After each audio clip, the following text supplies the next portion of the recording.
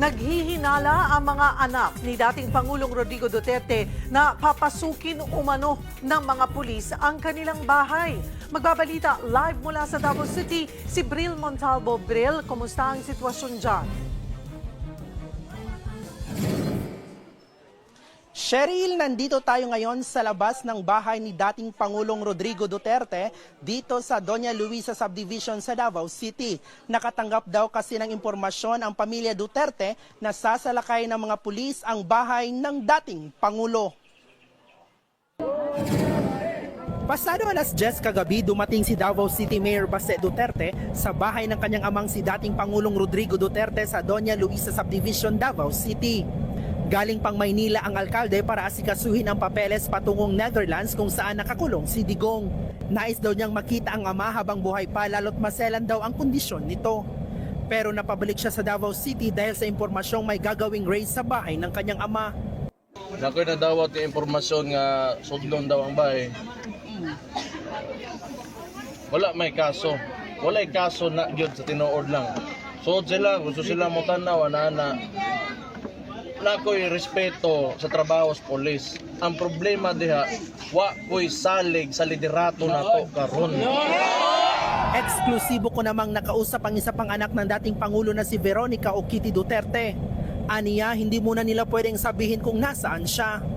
Nagpapasalamat naman daw sila sa kanilang supporters. Pero paalala niya sa mga ito, pagbantay lang yun ta, video hatanan mahitabo kay kana sila maro kaayo na sila magtanom na sila og bisag unsa sa pagay. Magtanom basta tamnan daw og drug. Problema nga wala. So, bantay lang yun ta. gusto daw nilang mabisita ang ama sa Netherlands pero wala pang schedule kung kailan. Huli raw niyang makausap ang ama ay mag-isa lang ito sa detention cell. Kaya umaasa silang may prison doctor na mag-aalaga rito. Maging ang kanyang inang si Hanelet Avancenia na haharap umano sa kaso matapos umanong pukpukin ng cellphone ng isa pang pulis noong inaresto si Digong. Sabi ni Kitty, kukonsulta pa sila sa abogado kaugnay nito. Daghan pa man ang legal procedure, so magpasa pa na sila whatever unsa bay kailangan ipasa. So wala pa karon pero mag-consult mig lawyers. Nagsagawa naman ng prayer rally ang mga kapitbahay nila. Hiling nila maibalik na sa bansa ang dating Pangulo. Hindi raw nila iiwan ang bahay ni Digong at magdamag silang magbabantay. Dili na to gusto nga tanuman nila og bala ang atong presidente. Hirit pa nila sa administrasyon.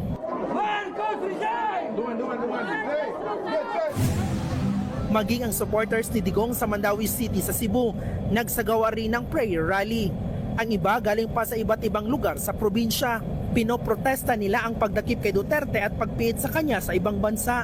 Ayon sa isa sa mga dumalo, kung may kasalanan ang dating Pangulo, dapat ay dito siya sa Pilipinas litisin. Cheryl, kagabi nga ay may mga supporters dito nagbabantay magdamagan sa labas ng bahay ni Digong. Ang iba sa kanila ay umuwi na rin kaninang umaga. Pero sa ngayon ay unti-unti na namang nagsidatingan dito sa lugar ang kanilang mga taga-suporta at nakatakdang na namang magtipon-tipon at magsagawa ng prayer rally mamayang gabi. Cheryl. Bril, pakilinaw lamang, saan daw galing yung impormasyon ng magkapatid na Duterte na i-raid yung kanilang bahay o yung bahay ng kanilang ama? Alam mo, Cheryl, nung nakausap natin kagabi si Mayor Baste Duterte, hindi na sinabi na kanilang kampo kung saan nanggaling ang nasabing impormasyon na i-raid umano ang bahay ng kanilang ama. Pero pinabulaanan naman ng PNP Davao Region at ng Davao City Police na fake news ang nasabing balita. Cheryl? So, hinala lamang.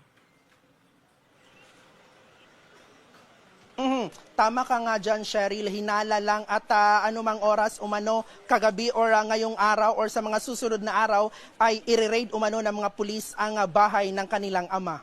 Cheryl. So sa ngayon, kung regular, sabi mo nga kahapon, marami ding nagbabantay dyan sa bahay ng dating Pangulong Duterte at ngayon nagsisimula namang dumating. Meron ka bang nakikita man lang na pulis, just in case, na nagbabantay for kung magkaroon man ng gulo?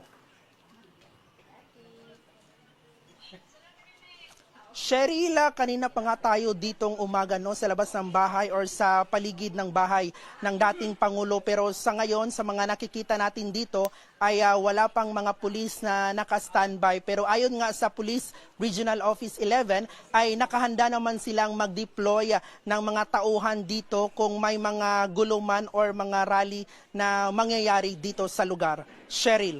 Sabi mo nga, nandito sa Maynila, si Mayor Baste umuwi lamang dyan because of yung narinig nilang balita na baka i-raid yung bahay ni dating Pangulo.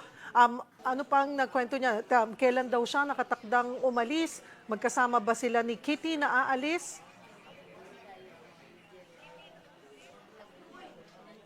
Alam mo, Cheryl, sabi nga ni Mayor Baste kagabi, ay galing pa umuno siya ng Maynila para iasikaso ito ang kanyang papeles papunta ng the Netherlands para tingnan ang kalagayan or bisitahin ang kanyang ama doon sa custodial facility ng ICC. Pero nang nalaman niya na may gagawing raid umano dito sa bahay ng kanyang ama, ay agad siyang bumalik dito sa Davao City.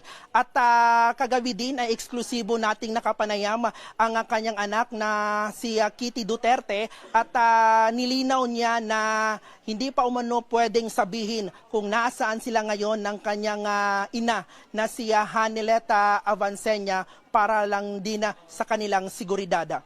Cheryl. So hindi na mention at all kung nananatili lang sila dito sa Manila or nakabalik na ng Davao. Yes, tama ka nga dyan, Cheryl. Walang ibinigay na impormasyon na si Kitty Duterte kung saang eksaktong lokasyon na ang kanilang kinaroroonan sa ngayon. Cheryl. Nabanggit mo, tama ba na nasabi niya na nakausap niya na ang kanyang ama?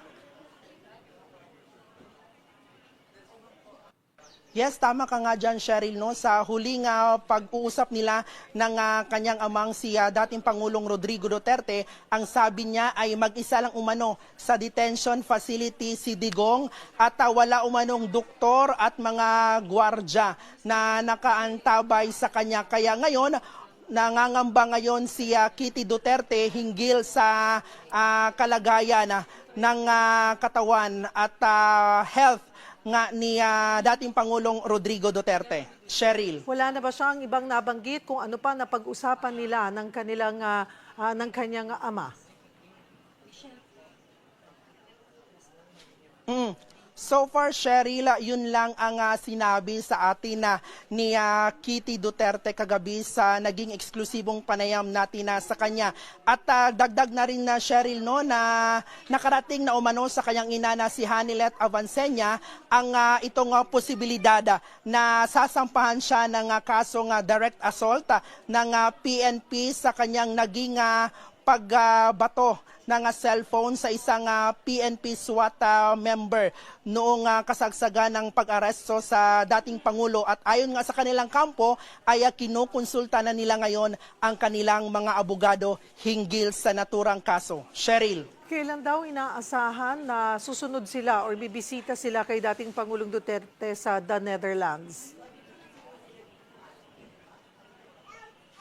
Cheryl, ayon nga kay Kitty Duterte ay wala pang eksaktong date and time kung kailan sila susunod doon sa The Netherlands. Ang tanging sabi lang ni Kitty sa atin na kagabi ay hindi pa pwedeng sabihin kung saan eksakto ang kanilang kinaroroonan ngayon ng kanyang inang si Hanilet Avancenia. Cheryl. Sabi mo nga, because of security, bakit? May natatanggap ba sila na any threat?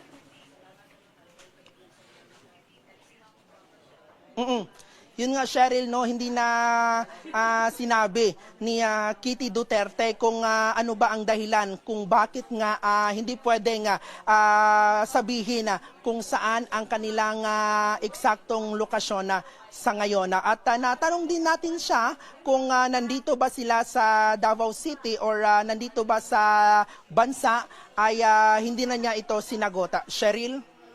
Maraming salamat, Bril Montalvo.